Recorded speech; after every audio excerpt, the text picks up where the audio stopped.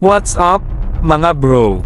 Sa ating military enthusiasts at mga tagahanga ng mga tank, terrain at lundag tayo sa mundo ng armored warfare sa ilalim ng mga nakakabighaning balita. Ang procurement agency ng French MOD ay nagbigay daan sa kontrata para sa modernisasyon ng mga sites sa Leclerc main battle tanks, dala ang kakayahan nito sa bagong taas.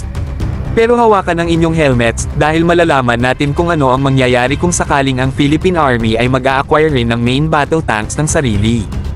Buckle up, dahil magiging wild ride ito.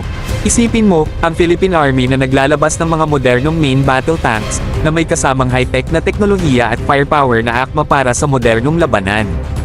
Mula sa reconnaissance missions hanggang sa defensive maneuvers, ang mga tank na ito ay magpapalakas sa kakayahan ng ating bansa sa depensa at magpapalakas sa ating pagiging handa upang harapin ang anumang banta ng diretsyo.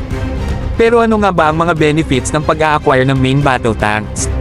Una sa lahat, sila ay nagbibigay ng walang kapantay na firepower at mobility, na nagbibigay ng malakas na adbantahi sa ating tropa sa labanan. Sa kanilang advanced sighting systems at targeting capabilities, ang mga tank na ito ay makakadetect, makakakilala, at makakapagta-target ng mga kalaban ng ilang kilometro layo ng may pinpoint accuracy, tiyak na panalo sa bawat engkwentro.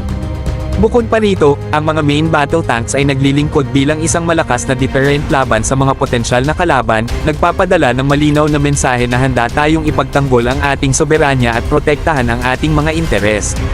Ang kanilang presence lamang ay maaring mag-deter ng aggression at magbigay ng reassurance sa ating mga kaalyado, nagpapalakas sa ating strategic position sa rehiyon.